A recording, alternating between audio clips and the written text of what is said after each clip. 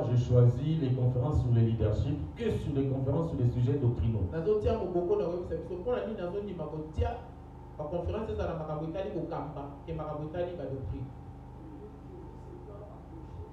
Jésus s'étant approché,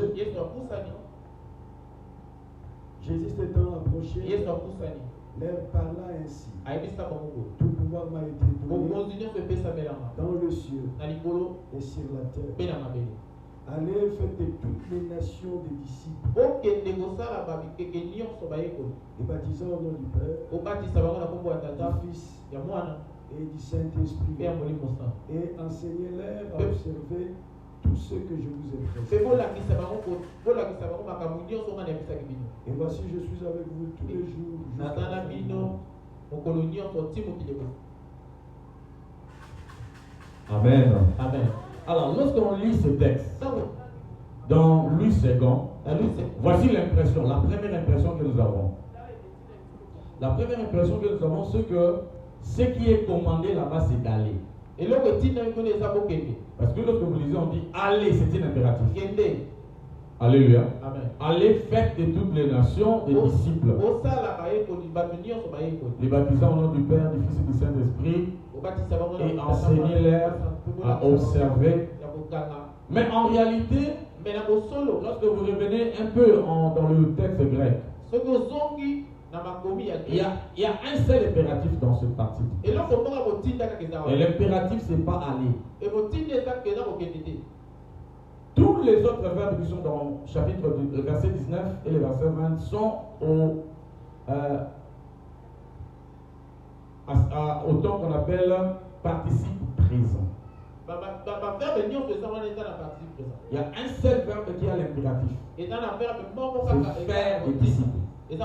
Donc la mission ou l'impératif ou l'ordre en réalité, ce n'est pas d'aller, mais c'est de faire des disciples. Alléluia. Amen. Maintenant, le parti présent, c'est la manière de le faire. En réalité, on devait traduire en allant. D'ailleurs, certaines traductions dynamiques, c'est comme ça que ça se passe. On dit en allant, faites des disciples. C'est-à-dire, pendant que vous serez en train de partir, le travail que vous allez faire, c'est de faire des disciples. Et en faisant le disciple, vous ne devez pas les dire n'importe quoi, mais faites-les connaître. Quand on dit à observer tout ce que je veux, c'est-à-dire la manière dont ils doivent faire pour faire ce que Christ les a demandé de faire. Comment faire? C'est pour cela il y a un choix souvent qu'il faut faire lorsque nous sommes en train de diriger une église locale. Ça doit être un choix délibéré. Voulons-nous être une église enseignée ou une église enseignante?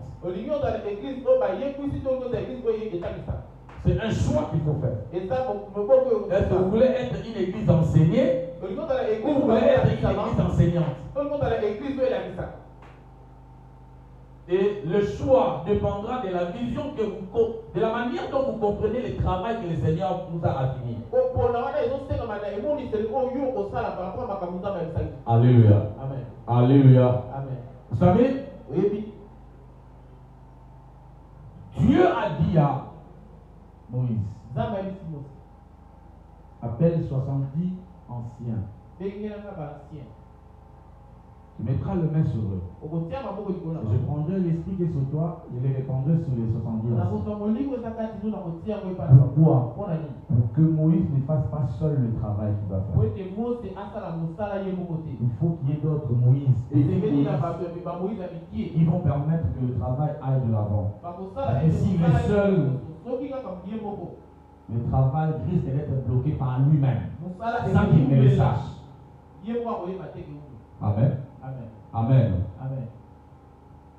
C'est pour cela, je dis toujours que c'est toujours mieux quand on se rassemble en tant qu'homme de Dieu comme ça, serviteur de Dieu, que nous puissions parler des choses qui vont nous unir que des choses qui vont nous diviser encore.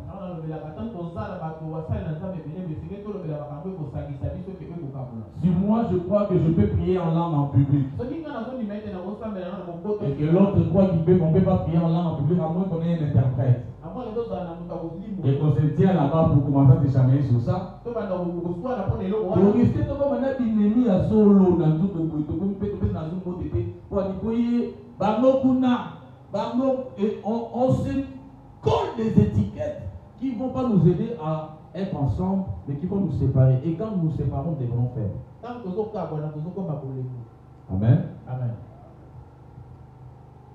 Alors, le texte de base, le texte qui nous oriente dans cette conférence, c'est 1 Corinthiens chapitre 5, 15.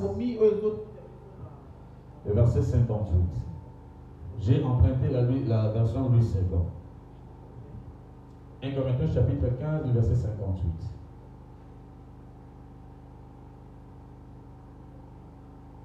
Ce texte est un appel non pas à rester statique dans l'œuvre. 1 Corinthiens chapitre 15, verset 58. 1 Corinthiens 15, 58. Il est dit, ainsi mes frères bien-aimés, soyez fermes, soyez inébranlables, travaillant de mieux en mieux à l'œuvre du Seigneur. Travaillant de mieux en mieux dans l'œuvre du Seigneur. Là, nous voyons qu'il y a un mouvement. L'œuvre du Seigneur ne doit pas être statique. L'œuvre que nous sommes en train de faire ne peut pas être statique. Elle doit être dynamique. On doit toujours continuellement être en mouvement. Et le mouvement que nous devons faire, c'est d'avancer. Parce qu'il est dit là, faire mieux en mieux. Et si aujourd'hui j'ai fait bien, demain je dois me poser la question, qu'est-ce que je dois faire qui doit dépasser ce que j'ai fait hier? Et si, parce que hier deviendra aujourd'hui, demain deviendra aujourd'hui. Alléluia. Amen. Parce qu'en réalité, demain n'existe que quand on ne l'a pas encore atteint.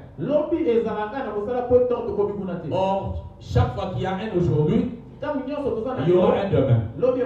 Donc, si aujourd'hui j'ai fait quelque chose très bien, alors demain, je dois faire ça mieux. Et quand il y aura un autre demain, ça veut dire l'aujourd'hui d'aujourd'hui, je dois encore faire mieux pour que demain soit meilleur. Nous ne pouvons pas être dans une église. Une année, 2 ans, 3 ans, 4 ans, 5 ans. Et les gens qui nous observent. Et nous-mêmes, 5 ans plus tard. Et notre ministère. Et nous-mêmes, nous restons sur le même endroit. C'est pas normal. C'est pas pour ça que le Seigneur nous a fait. L'apôtre Paul dit travaillant de mieux en mieux. Sachant d'ailleurs, il fait une conclusion que nous aimons souvent, sachant que votre travail ne sera pas vain dans le Seigneur. Le travail pour lequel nous nous poumonons ne sera pas vain. Je vais encourager un homme de Dieu ce matin. Il y a des moments de pleurs. Il y a des pleurs et des pleurs. Il y a des pleurs où les larmes coulent en sanglots parce que le travail est très dur. Mais laisse-moi te dire que ton travail ne sera pas vain. Ça ne sera pas vain. Ça ne sera pas vain. Je vais dire à quelqu'un, vous savez, la plupart du temps, une des choses qui nous fait le plus mal, c'est que lorsque nous nous investissons sur les gens, on a l'impression que les personnes sur lesquelles nous sommes investis nous ont payé en monnaie de chair de singe. Et à la fin, on se dit, c'est pour rien qu'on s'est pour monnaie. Je ne vais même plus rien faire de pareil. Laisse-moi te dire, même s'il y a des gens qui te trahissent, de la même manière que Dieu se réserve 7000 personnes qui ne sont pas devant Baal, de la même manière, Dieu va toujours laisser un enfant, quelqu'un de quelque part, que peut-être dans ton cerveau tu ne calcules pas, qui viendra un jour te dire tu peux sécher tes larmes parce que je suis là. Et la seule personne qui peut sécher des larmes te suffit. Alléluia. N'oubliez pas, ce n'est pas parmi les disciples visibles de Jésus qu'on a trouvé quelqu'un qui va donner sa tombe pour enterrer Jésus. Je me pose la question, Joseph d'Arimathée suivait les enseignements de Jésus où? Et le jour où Jésus est décédé, il était le seul pour répondre à l'appel de Marie. Parce que Marie avait accepté en tant que vierge de porter une grossesse qui n'est pas entrée par un homme. Et Joseph d'Arimathée, ce n'est pas un ange qui est venu lui parler. Mais c'était des enseignements certainement qu'il a reçus. Il a accepté de donner sa tombe vierge. Parce que la tombe dans laquelle on a introduit Jésus, c'était une tombe vierge aussi. Parce que, attendez, il ne faut pas avoir l'image des tombes que nous avons aujourd'hui. Les tombes de l'époque, dans le Moyen-Orient, d'ailleurs jusque maintenant, ce sont pas des grottes. Et dans la plupart d'eux, ce sont des tombes familiaux. On n'y enterre pas une seule personne.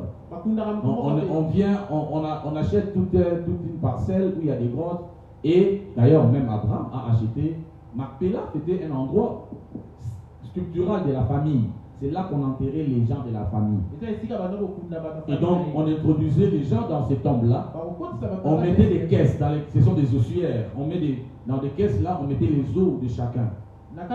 Et on enterrait là-bas. Mais la tombe de Joseph d'Arimathée, il n'y avait pas encore quelqu'un qui était enterré. Et c'est d'ailleurs prophétique.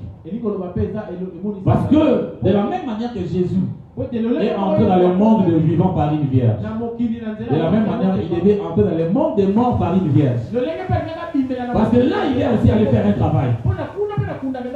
C'est ce que l'apôtre Pierre nous raconte. Quand il est allé prêcher aux esprits en prison.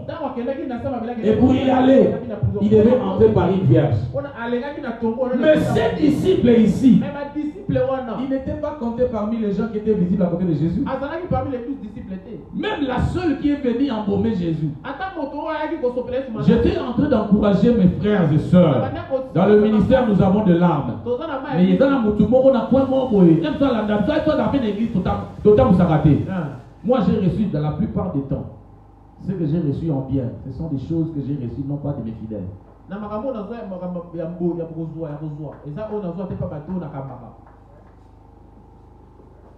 Moutali pour soit fait $100,000 na vie.